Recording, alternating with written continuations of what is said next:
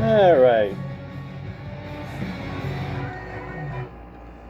Welcome to the Bears Hall of Discipline today. We've got a very interesting Bible study.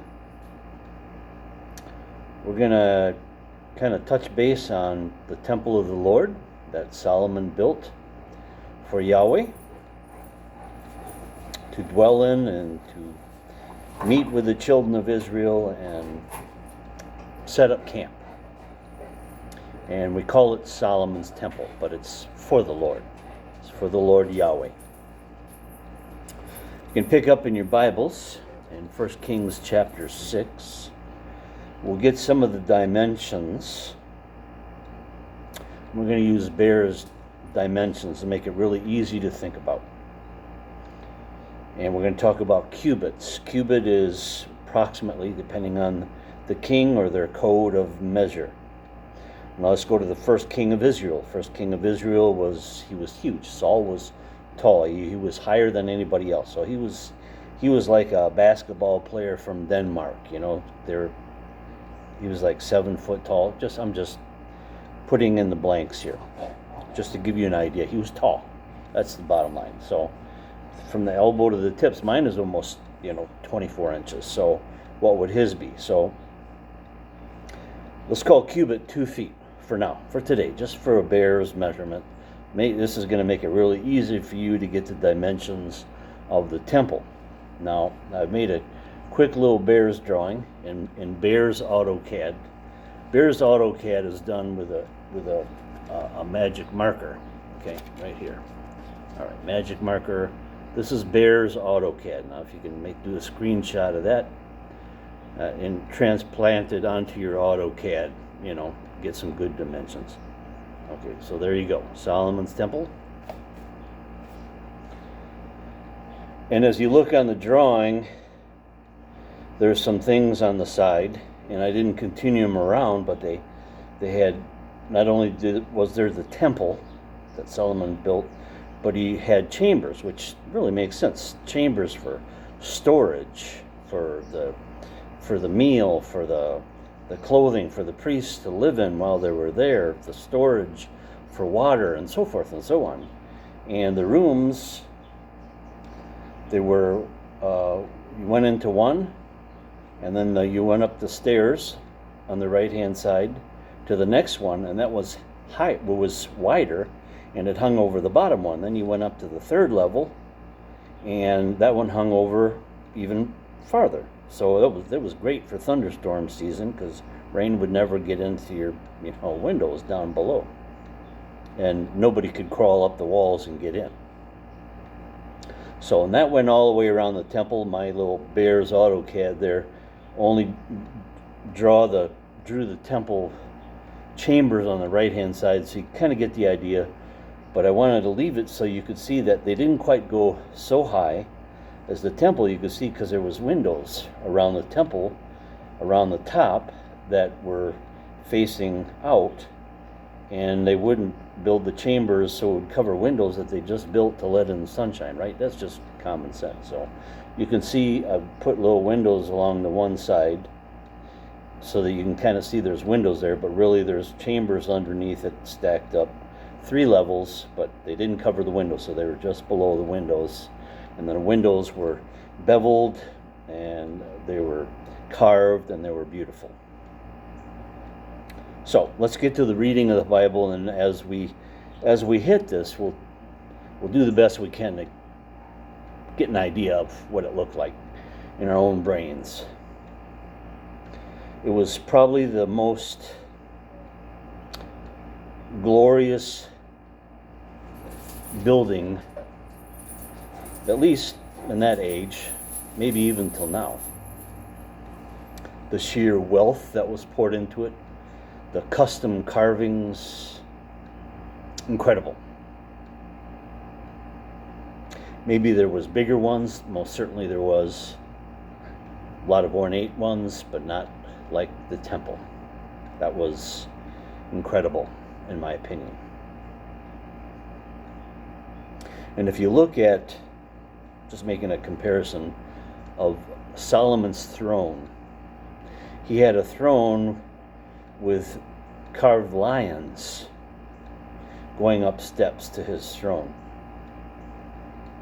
Now that is a man that understood brilliant artistry and craftsmanship. Who would do that? I wouldn't even think about doing that. But obviously, the guy was brilliant. God made him brilliant. God gave him wisdom. And with that, enough of the chewing of the flab. A little customary drink from the Bears Schwarzen Cafe cup here. A little black coffee. Here we go. 1 Kings chapter 6. It came to pass in the 480th year, after the children of Israel were come out of the land of Egypt, in the 4th year of Solomon's reign over Israel, in the month Ziph, which is the 2nd month, that he began to build the house of the Lord. So if we were going to say 2nd month, we would say February. But see, their months are different. They start at different times. Just understand this is the chronology for them. In the 2nd month of their calendar. 480 years after the children of Israel were come out of the land of Egypt. So that gives us a time stamp with boots on the ground. He began the building of the house of the Lord in the 4th year of his term, his rule, his reign. And the house which King Solomon built for the Lord, the length thereof was 80 cubits. So we're going to start talking in feet here, so that we get a good understanding. Let's just convert cubits to feet. Cubit we're going to call being around 24 inches for our, because mine's almost 24. Saul was probably way taller than me, so his would be 24 plus. Let's just go for 24 to make your math easy. Maybe it wasn't that. Doesn't matter. The point is, so you get an understanding here. Make your math really easy. Just double it up. Cubit is 24 inches. So the length thereof was 80 cubits. So if you look on the Bears AutoCAD drawing, you'll see 120 feet over there. So it's 120 feet. The breadth, 40 feet, and the height, 60 feet. So if you looked at the Bears AutoCAD drawing here, once again, you'll see that. Okay, you can see the Bears AutoCAD there. You can see that it's 120 long, and you'll see the height is 60, and then the width 40 feet. Just gives you an idea, a mental image. That always helps me. Getting descriptions verbally or even looking in a book and reading it doesn't really do me justice. I don't know about you, but when I see a picture of it, man, that clicks in. So that's the temple.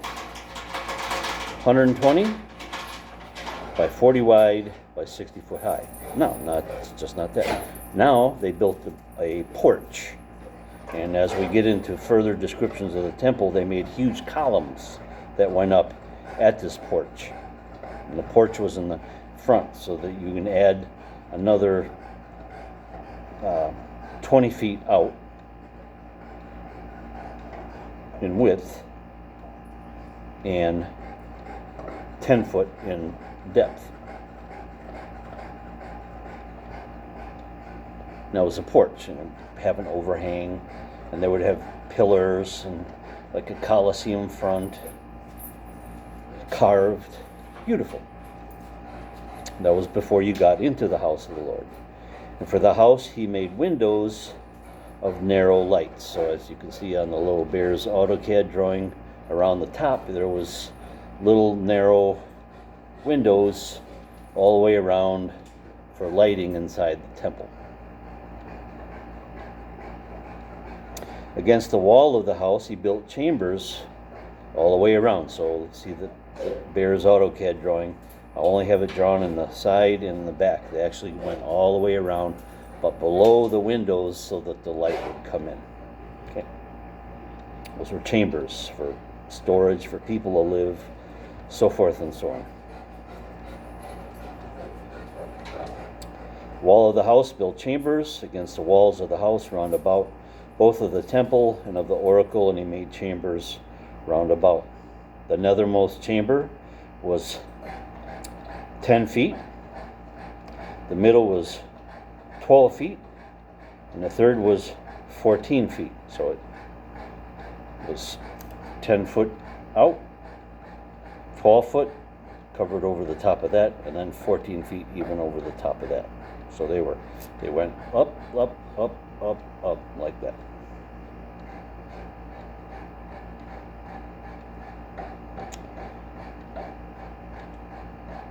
For without the house of the Lord, he made narrowed rests round about, that the beams should not be fastened into the walls of the house. So there was a gap, there was a ledge. Doesn't really give us a full, how wide was the ledge? Was there beams in there? Was it all poured concrete? Was it, rocks? We're not really sure, but the point of the chambers was to be around the house but not attached to the walls, because it was a holy place.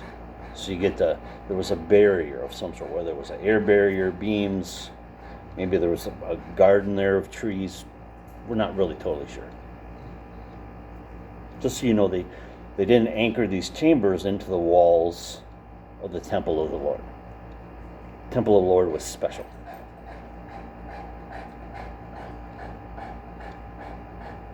And the house, when it was in building, was built of stone, made ready before it was brought thither.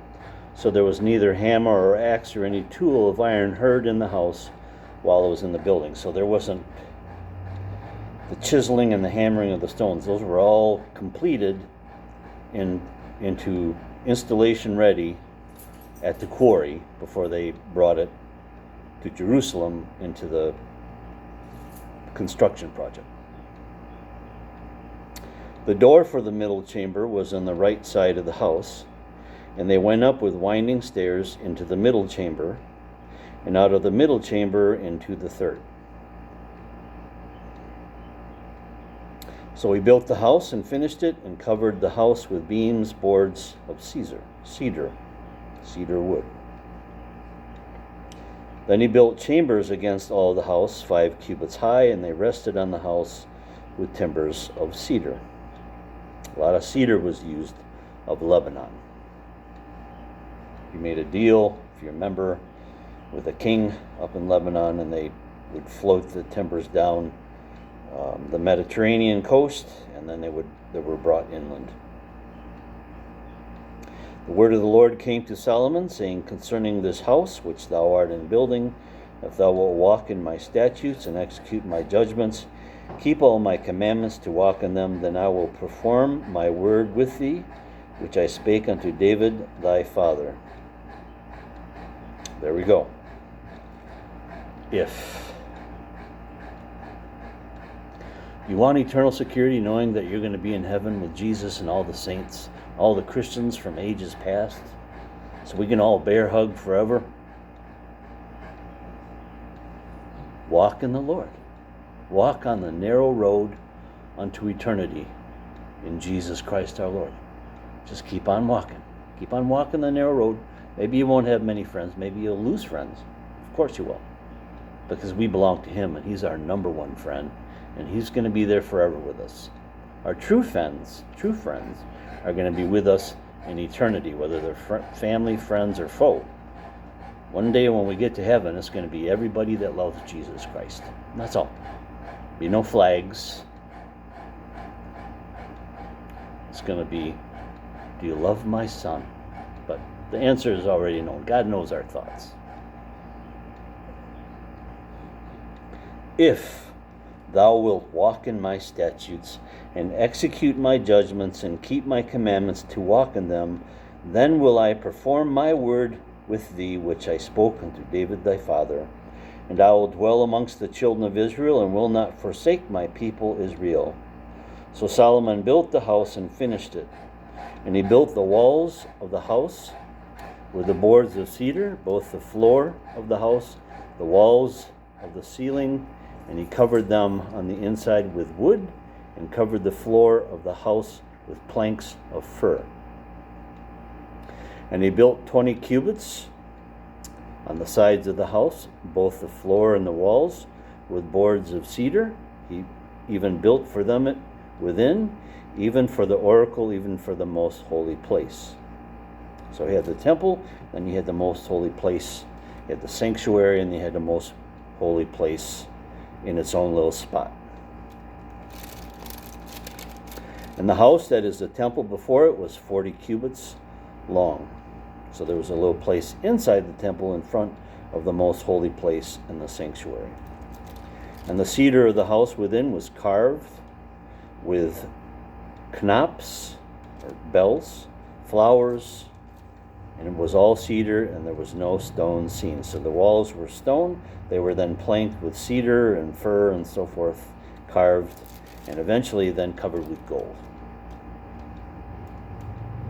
And the oracle prepared in the house within to set there the ark of the covenant of the Lord.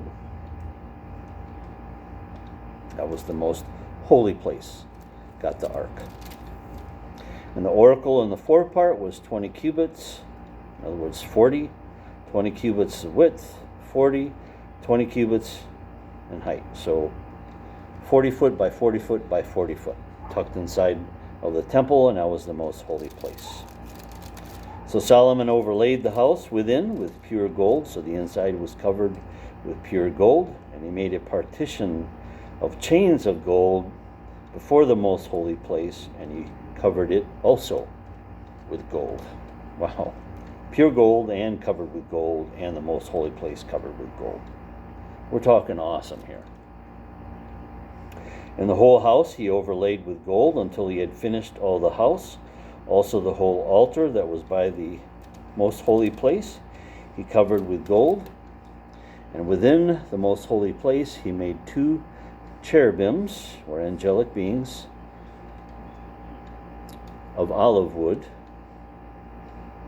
and each were 20 feet high. And 5 cubits, or 10 feet, was one wing of the cherub, and 10 feet of the other wing of the cherub. You put them together, you had 40 feet. One touched the other. The other cherub was also 20 feet. Both the cherubims were of one measure and one size. The height of one cherub was 20 feet, and so it was of the other feet. So they touched the walls of the holy place inside their wings. The wings touch the wings, and their wings touch the walls. And he set the cherubim within the inner house, and they stretched forth the wings of the cherubim so that the wing of one touched the other. The wing of the other cherub touched the other wall, and the wings touched one another in the midst of the house, and he overlaid the cherubims with gold. Carved beautiful cherubims, and they were also covered with gold. So you melted the gold down on the carved wood. You take the melted gold, and then you coat it. I don't want to say paint, it's way harder process than that, but you're talking liquid metal, smelting, so forth. It's liquid at its temperature, and then you coat the covering of the layer, and then it grips tight to the wood. That way you can still see the carving, so forth. We overlaid the cherubims with gold, the carved walls, the figures of cherubims, palm trees, and open flowers without on the walls and the floors of the house. He also overlaid with gold within and without. So we're talking incredible here. And for the entering of the oracle, he made doors of olive trees. The lintel and the side posts were a fifth part of the wall. 2 doors were also of the olive tree that were carved upon. Carvings of cherubims or angelic beings, palm trees, open flowers, and overlaid them also with gold. and spread gold upon the cherubims and upon the palm trees. So also made he for the door of the temple post of an olive tree, a fourth part of the wall, and the 2 doors were of a fir tree. The 2 leaves of the one door were folding, and the 2 leaves of the other door were also folding. So huge doors that were folding on hinges. And he carved thereupon the cherubims, palm trees, open flowers, covered them with gold, fitted upon the carved work. And he built the inner court with 3 rows of hewed stone, and a row of cedar beams. In the 4th year of the foundation, the house of the Lord was laid in the month Ziph, and the 11th year in the month Bul, which is the 8th month, was the house finished, throughout all the parts thereof, according to all the fashion of it. So was he 7 years in building the temple. So that was a great project, a huge endeavor, and completed. Must have been magnificent. If we had pictures, it would be wonderful to see what it looked like inside, but that was only the memories of the people and the descriptions that they could make that live on in our thoughts, in our memories. Maybe we'll see a picture of it that God will show us when we get to heaven. We don't really know. But whatever he does for us, with us, to us, and upon us, when we get into the heavenly realm, it's going to be wonderful. And sometimes God reaches out and blesses us with wonderful things on earth, but other times it's just the regular steady walking, the struggles of this life, and believing in him by faith, repentance, belief, hope, and love. Enter into that beautiful love circle in Jesus Christ, the Son of God. You'll never be sorry. God bless you, friends, and we'll see you next time. Bye-bye.